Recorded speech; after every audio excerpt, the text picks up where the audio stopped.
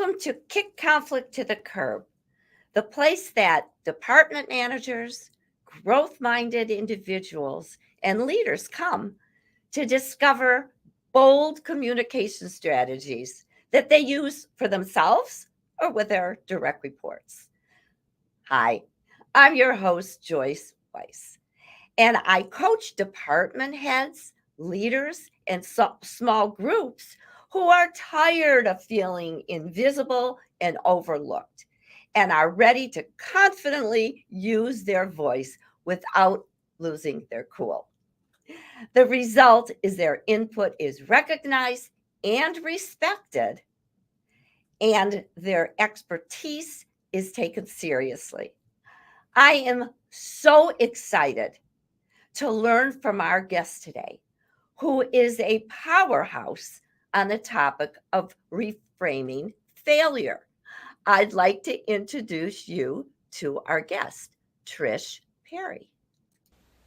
Trish Perry is a master certified results coach. She helps executives and professionals who've been thrown off course find their inner power, direction, and balance to experience success and joy again. Trish was a corporate leader for 25 plus years and, because of her own hardships 10 years ago, became a coach helping others reach their true potential. Here's a fun fact about Trish. Live concerts are her addiction. In 2019, before the pandemic, she saw 35 bands, including YouTube, Lizzo, the Eagles, Jimmy Buffett, and Coldplay. Welcome to Kick Conflict to the Curb, Trish. Hey. Thank you, Joyce. Hey, you would love to go to Las Vegas. U2 was there. Oh, they were. The big sphere that they just created. So someone has to live your life, lady. I absolutely, and it really wasn't until 2016 that I started going back to concerts. And I took my 16-year-old daughter to a Chicago and Earth, Wind and Fire concert. And from then on, we've been going to concerts together and with my husband and Yes. my other children sometimes. We do at least 12 concerts a year. Like I said, I love your life. It's So fun. listen, I have a question that I haven't asked any of my guests yet. So you're going to be the first one. Okay. So many of us coaches have a story on why we do what we do professionally. Yeah. Would you mind sharing yours? Absolutely. Thank you for asking the question. So I planned to be in corporate my entire life. That was my destiny. That's what I was doing. Spent 20 of my 25 plus years at Target, and then got laid off in 2009. Went right back to another corporate job. And so I became a coach by accident and by adversity. And what I mean by that is I started with this other company, and then in 2012, I was diagnosed with breast cancer. So that started what I call my 9 months of hell, which started with being diagnosed and then having a double mastectomy, and then 6 adversities in between, and ended with my sister dying of cancer, all in 9 months. Wow. So I took 2 years off. And when I went back, I took coaching to prove I had done something in those 2 years that I took off. Because when you go to corporate, it's like, you can't take a break, or you have to prove yourself. So that's the only reason that I took coaching, and I fell in love with it. And I thought, you know what? I want to help people who are in hardship to find their inner power, their direction, and their balance again. Oh my God, the world needs you. What a story, and how you conquered talking about, and this isn't failure, even though the topic is called, reframing failure. Hi, I got so many good notes here. Hello, let's figure out what the theme is, Joyce. So it's not fail, it's reframing adversity is what we could call it. Yeah, absolutely. And I call it reframing failure because I was so hard on myself through my corporate years. Anything I did wrong, that they were failures. And I have plenty of stories that I can share with you about something starting a failure and then turning around into something that was really ended up being a success. But it's not until you figure out that you can reframe it. It Yes. doesn't have to be a failure. And in fact, failure is a part of success. So agree with you. Yeah. I mean, I'm not going to get into my story because this is my show, but you're the guest. One of my biggest failures was when 3,000 people walked out of one of my presentations. And I learned so much good stuff about me, about the profession, and you better believe I changed lots of directions. Mhm. So Right. I love this. So you talk about conquering your mindset Right. to influence others. Tell us Mhm. more. You started talking about the little hero, so I'm going to pull more from you. I'm going to talk about this by actually sharing an example. Are you okay with Yes. that? Okay. Please. So one of my biggest reframes of failure happened when I worked at Target.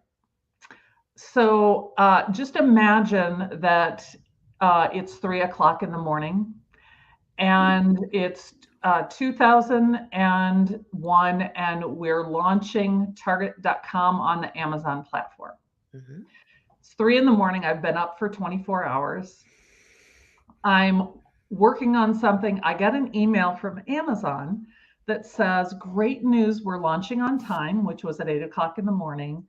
Just to let you know, we won't be launching with the search tool. Now, two of the reasons that we went with Amazon was because of the search tool and was because of the review tool, right? They were bar none the best. So can you imagine? I mean, how many times do you use the search tool when you go to a website? 130%. Yeah. So I immediately got angry. Mm-hmm. And I took that email and I forwarded it to my boss and I ranted about Amazon and I hit send and my heart stopped and raced at the same time. Mm-hmm. You know why? Because I had hit reply. I hadn't hit forward. So when I hit send, that's going to Amazon. And I've used a few choice words about them, right? No. So I sat there and I thought, literally, Joyce, within 30 seconds, here's what happened. I got fired. This is in my mind. Yeah. I got fired.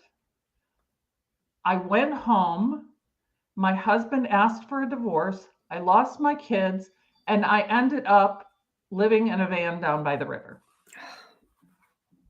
And I know that sounds extreme, but that's what happened. That's what happens to all of us. I'm so glad. Okay, go on. This is that mindset just takes over like that. We go into fight, flight, or freeze. yes. The cortisol and the adrenaline are coursing, right? Yes.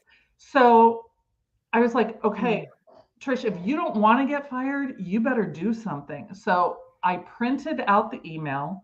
I ran to my boss's office, who was the vice president, and in her office is sitting the senior vice president. And outside of her office is standing the president of Target.com. And I walked in and I said, I have something to tell you. It's not great news. I handed the email to her. I said, I sent this to you, but it actually sent to Amazon. And I want to apologize to you, but I wanted to get to this to you as soon as possible because you will receive a phone call, no question. Mm-hmm. And I am willing to sit here and make the phone call before they call us. So just let me know what you want to do. And so the senior VP reaches over, she reads it, she starts laughing. And I said, this is not funny. And she said, Trish, I know it's not funny. And I know you feel bad about it. She said, it is kind of funny because nobody has ever put Amazon in their place like you have. And I said, well, I'm willing to call them. She said, no, we'll take care of it. We've got your Oh. back. And I said, well, I want you to know something. And that is that I am going to take this, I'm going to bring this to my team and tell them what I did and talk to them about what I could have done differently so that they learn from this. And she said, I got a better idea for you. I want you to present this to all of Target.com at our next team meeting so they can Love all it. learn from this.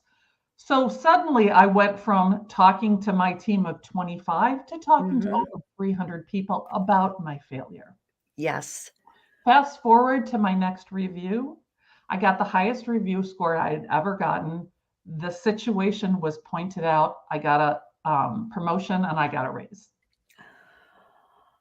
Your authenticity is why I fell in love with your work, Trish Perry. Thank you. The fact that you shared, because I can't say everybody can relate because everyone can't. Most of my clients, when they share these authentic moments in their life, in my world of Kick Conflict to the Curb, we call that imposter syndrome. What you did before you talked to your boss, who had such humility, was a great boss, you did, oh, my husband's going to leave. I'm going to get fired, all that stuff. I don't need to repeat that all. And what you did is you built self-confidence after you were full of humility and shared your failure with your boss. So congratulations to you on that. That's viewers, whether you're live or whether you're watching the replay, just think about one of your failures that maybe you're experiencing right now. What story are you telling yourself and how can you reframe it? There's actually an acronym that I created for this to teach my clients and others. Yes. Okay. And I I tell people, you know what? I want you to fail after you've failed. And fail stands for focus on the facts. I was focused on my story that I had made up, but if I had focused on the facts immediately, I would have immediately printed that off, gone to the office, told them what happened, and then it ensued like that. But starting that way, so focus on the facts. The A is acknowledge what has happened. Don't hide it. Don't blame someone else. Acknowledge what has happened and what the outcome could be, right? The third is to identify the solutions and what can you do about the problem, which was, you know what, I am willing to get on a call with you here, and I'm going to tell my team what happened.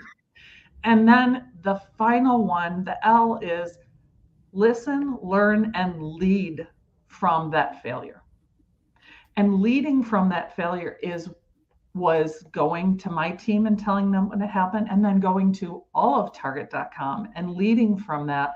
And after that, I had so many, especially newer employees, come to me and say, leaders only talk about their successes. They never talk about their failures.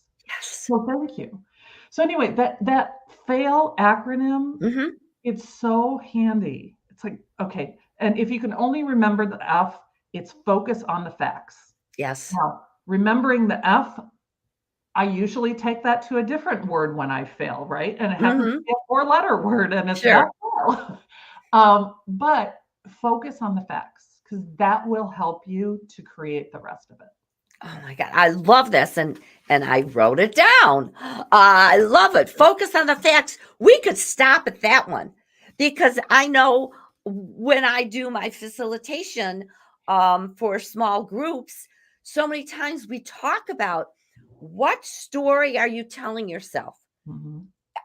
Is it all about the facts, or is it about a rumor that you heard, or your own insecurity, or? So this is, and Trish, I don't know if you realize this, but when we were both on, when you were speaking to a networking group that we both belong to, a Frank Egan's group, you did the FAIL acronym. And that's when I said to myself, she's going to be a guest.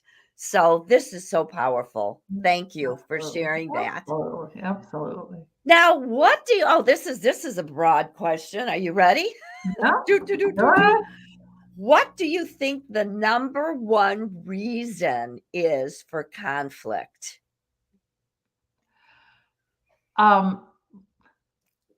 So I think it's our definition of conflict and how our society views conflict. Because the best ideas have had conflict in them. Mm-hmm.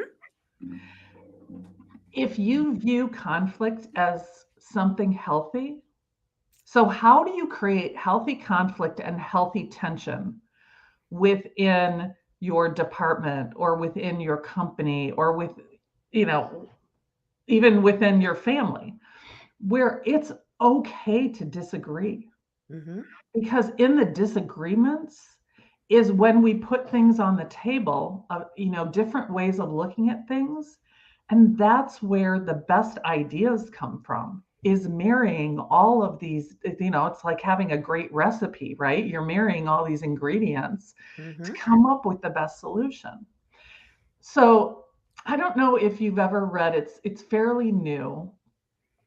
It's called How to Work with, in parentheses, almost anyone. And it's by Michael Bungay Stanier. Oh, I love him. Yeah, he's He great. is so good. Yeah. Give the title one more time. How to Work. It's called How to Work with Almost Anyone, and almost is in parentheses. Mm-hmm.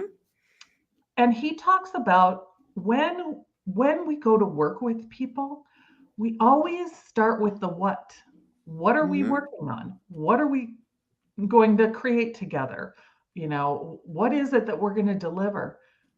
We never talk about, I shouldn't say never, we rarely talk about the how. How are we going to work together? Mm-hmm. And he breaks it into 3 pieces. And the first is safety and trust, which needs to be in any relationship. So how are we going to create that? What are we going to agree on? What are our ground rules? The second is the vitality of the relationship. And the vitality is how important it is, but it's also agreeing to disagree, agreeing that we can, to really have a vital relationship, we have to be able to brainstorm, we have to be able to disagree with each other, etc. And then what comes out of that is often conflict. And the piece that we don't talk about is the repairability. So how do we repair the relationship once there is something that goes wrong? Mm-hmm. And imagine if we did that before we started these relationships, before just going into working and saying, you know what, I think we've come to an impasse here. And we agreed when we came to an impasse that we would really listen to what's important about each other's opinion and then try and find a solution. But you can do that because you've already created the ground rules. Yes. So I think that is one of the biggest, people thinking that conflict is bad. No, I first of all, I cherish the fact that you mention Michael Bungay's book, because he's just one of the best coaches in the world of business and world coaching that I belong to. You do you belong to that too, WBEX? Yep. Yeah, so that's where I heard about him. And I know one of the first things, and you mentioned this from quoting Michael, in when I'm facilitating Kick Conflict to the Curb, is making conversation safe. Mm-hmm. If you're a leader watching us, we have to make conversation safe so people feel safe using their voice. And part of it is setting the boundaries. Part of it is the boundaries may be, or the rule may be, there are no rules. I just want you to tell me what's on your mind. Making conversation safe is one of the first steps for my wife's communication success plan. And all that is I don't want to, I do want to. I mean, there's like 5 other strategies afterwards, but Right. for example, Trish, I don't want to create stress between us. I do want to create a platform where we're both talking, even though we may not agree with each other. Right. People Right. don't know how to start the conversation. Right. So this is, Well, and I think that the other thing is I just was working with a client yesterday, mhm, and it's a top 10 university, and they're going through a reorg. And the leader said, I really want to hear from you. So my client shared some things, and she got such blowback from it.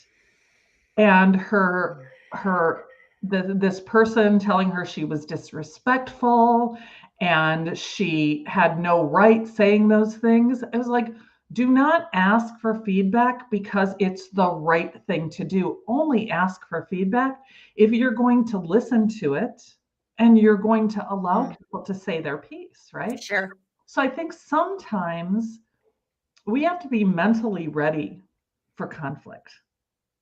And oftentimes we don't get ourselves ready before that happens. And to me, that means calming yourself, Yes. knowing that, just how I do this with my clients all the time. What are your committed ways of being? Hmm. And let's say my ways of being are to clearly listen and repeat back what people have said and to be calm. I have people write that on a Post-it note and put it Hmm. right on their notebook in front of them. And when you're in that meeting and someone says something that's very triggering to you, you look down on that paper, listen and be calm. Listen and be And be calm. calm. And so your reaction, because you have that reminder in front of you, your Hmm. reaction doesn't have to be as volatile as it would be. So, No, I mean, I love that idea, and I call that the gap. That's another strategy in the WISE mhm, Communication Success Plan. And just to reiterate what you're saying, just in a different way, mhm, is that when someone pushes you, I use the verbal aikido and the gap. Get into the gap, which is your way of staying calm, for like just a few seconds, and remind yourself, how important is this for me to have this conversation?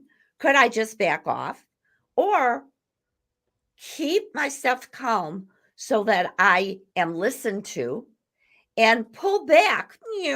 Don't push back. And I mean, that's exactly what you're talking about. We're using 2 different expressions, but mhm, we're speaking the same language.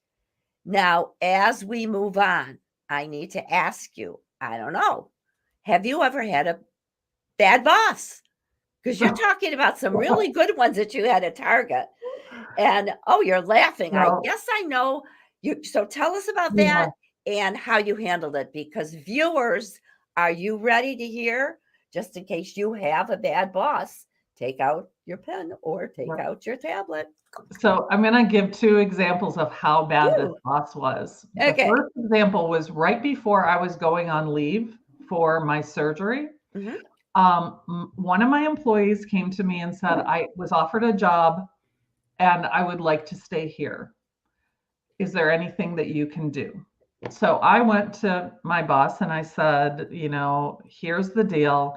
And he pounded his fist on the desk and said, I will not be held hostage. And I'm thinking, well, how are you being held hostage?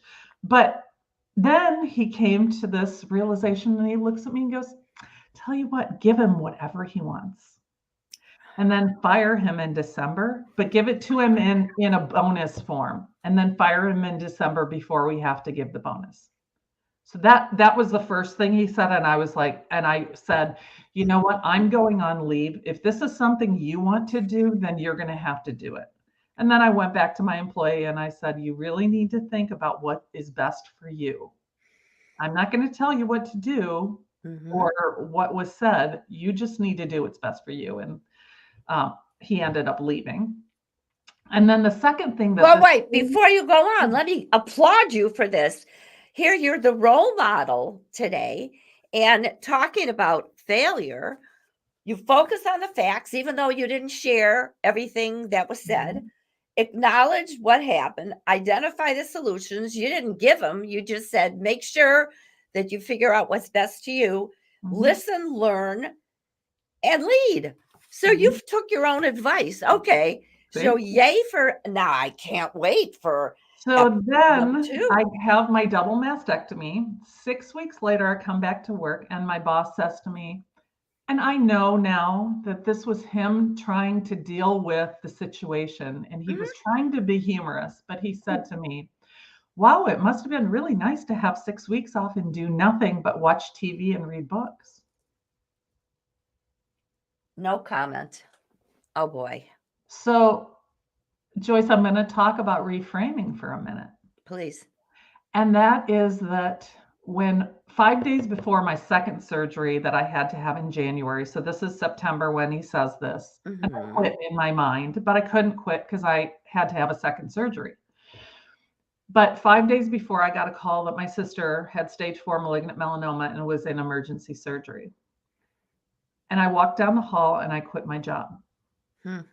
I went to be with her after my surgery. 2 days after my surgery, I went to be with her, and she died 7 weeks later. To reframe that, had he not done those horrible things, I wouldn't have quit my job. And I wouldn't have been able to spend the 7 weeks with my sister. Absolutely. And even to bring it back to my failure about being laid off, I never would have quit my job at Target. So that kind of started the whole thing. So I can look back at it and I can say, you know what, this opened the opportunity for me to be able to be with my sister the last 7 weeks. That opened up the opportunity for me to be able to become a coach and affect so many other people, because I talk about the fact that I went from being transactional, which was making millions of dollars for companies, to being impactful. Yes. And helping people to overcome their adversity, whatever that happens to be. Wow. Reframe. What a way to almost end. We're almost done, which I can't believe it's been a half hour already. I know. But and because of how you talked about reframing this job that you had and how you now have a new job, you mentioned a story in your book, Real, Raw, and Relatable. Folks, do you think Trish Perry is real, raw, and relatable? On what your kids called you. Do you, of course, you wrote the book, so you're going to remember. Please tell us quickly how, because most of us can relate with this, whether you have kids or you don't. COVID was horrendous. No comment about all that. The gift that it gave to most of us who lived through it is that gave us time to think, what do I want to do with the rest of my life? I know I did. And in one kick conflict to the curb, a show, I will share my story. But this story that's yours would be a great way to end our session. Yeah, Please. absolutely. So the story is called I'm So Lazy. So I started just not feeling myself, and couldn't figure out what was wrong, but it kept getting worse and worse. Like I couldn't even walk around the block without being really out of breath. And it was like I had to take breaks. It was like, what is going on with me? And I decided that I was just lazy. And I just needed to work out more, and I needed to start eating better. Well, that didn't work, and it got worse and worse and worse. So finally, my husband said, you know what, would you go see a doctor about this? And I had to go to one of my oncology appointments anyway. So I told her what was happening. which included the fact that I was throwing up a couple of times a week. But Mm-hmm. it just became my new normal, right? And she said, no, that's not normal. So we went through all the tests. The bottom line is, if you've ever heard of a hiatal hernia, your stomach breaks through your diaphragm. It's just Mm-hmm. like about an inch or so. 95% of my stomach was keeping company with my heart and my lungs. Oh, wow. It was all the way up into my chest. And that's why I couldn't breathe. Mm-hmm. So I had to have surgery, et cetera, et cetera. But what came out of that is really, I asked these three questions, and I always start with, what are the facts? Here we go. What is the story I'm making up? Mm-hmm. Based on the facts, not the story, what is my responsibility? The fact was, I was out of breath. I couldn't figure it out. Something was going on. It was Mm-hmm. my responsibility to go to the doctor. But Sure. instead, I decided to blame myself and decided I was getting so lazy and I was getting Right. so old, right? That was your story. That That was was, definitely that yeah, was the story yeah, that you told yourself. And the gift, obviously, is that you found the facts. right. Absolutely. And then, where am I blaming myself? I was Yes. blaming myself, that I was lazy. Um, and then can you separate yourself from that blame? Mm-hmm. And that's a really hard thing to do. What can you do to rectify it? And then take 5 deep breaths and repeat a mantra like, I am not the story I make up. I'm enough and I don't need to be perfect. And Or let me tell you, whatever your mantra is. Trish, there will be some people watching this and say, this sounds so frou-frou. Not your story, but what you tell yourself, the mantra, that stuff works. It It absolutely does. absolutely changes our mindset so we can get rid of that imposter syndrome and that negativity. All you have to do is look at Michael Phelps. Yes. Before every Oh, race, in the morning and in the mm-hmm. evening, he would visualize himself winning the race. He had mantras. He Yes. has won the most gold medals, and he absolutely is. It's about his mindset. If Yes. you talk to most athletes, if you talk to most really successful Oh, people, they will tell you mindset is king absolutely. or queen. It's not fluff at all. No, It's it's so not. powerful. It's not. Yeah. Well, listen, I have about 25 more questions. So would you come back again? Absolutely. I would love to. This has been so much I would fun. love to. So tell me, first of all, I'm going to put your website and LinkedIn. Talk about how people can reach you. This is your chance to briefly tell us how people can reach you, and even if you want to talk about your book a Yep. little. So you can reach me at trish.perry@harmonizeu.com, and that's the Mm-hmm. letter U. You can go onto LinkedIn. My information is there, or you can call me at 612-805-0997. That's great. And you can buy my book, which is Real, Raw, and Relatable. You can buy it either on Amazon or on Barnes and Noble. Mm-hmm. And the reason I wrote my book is to be a vessel to open up other people's stories so that you can use your stories and determine, okay, how am I going to change this? How am I going to reframe it? How do I go back and rather than feeling bad, figure out, okay, what were the opportunities that came out of this? What can I do with this? Mm-hmm. So that's really what it was for, is a vessel. Oh my And God. then the only other thing that I will talk about is that we are getting ready to go into the season of goal setting, Mm-hmm. right? We're at the end of the year, Absolutely. and I'm going to ask you not to set goals. And what I mean by that is, I should say, not to focus on setting goals. The focus is on goal success. I don't know if you know this, only 8% of the population that sets goals actually Mm-hmm. achieves them every year. So I've For sure. created a 9-step process that completely changes the way that you write your goals. And the first is to close your year. So I recommend that everyone close their year. Mm-hmm. What went well? What do you want to bring forward? What do you want to leave behind? That closing your year, I have people say all the time, "Oh my God, I had no idea I got so much done this year." Mm-hmm. That's great. But That's great. we don't take the time, yeah. So you can contact me about that because that will be taking Okay. place in January. That's great. And my masseuse said to me, and she says this every year, I don't take any appointments in the month of December because I regroup. And she does exactly what you're suggesting our viewers to do. Mhm. And then the same thing with me. December is the time for me, for family. What did I like about this year? What didn't I? How can I improve? And mainly to take care of ourselves. Right, Well, absolutely. Trish, you've been a delight.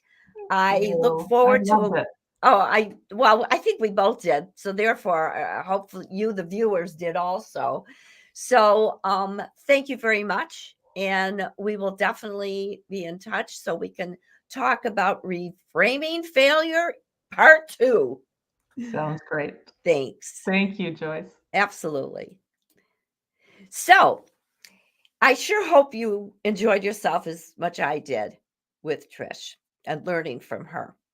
And if you liked what you heard and you're ready to stop dreading those tough conversations and to feel confident using your voice, all you have to do is reach out to me and let's set up a Jam with Joyce complimentary session.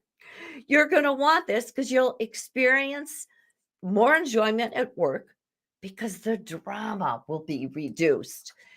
You're going to no longer feel invisible, and your input is recognized and respected. So, how does this sound?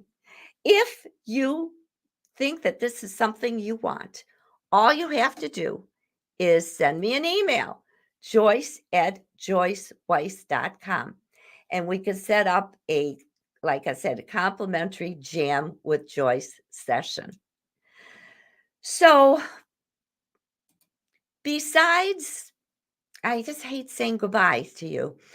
If you want to connect, please connect with me on LinkedIn. YouTube has over 200 videos. You'll find all the shows there and also many, many how to strategies so you can kick conflict to the curb.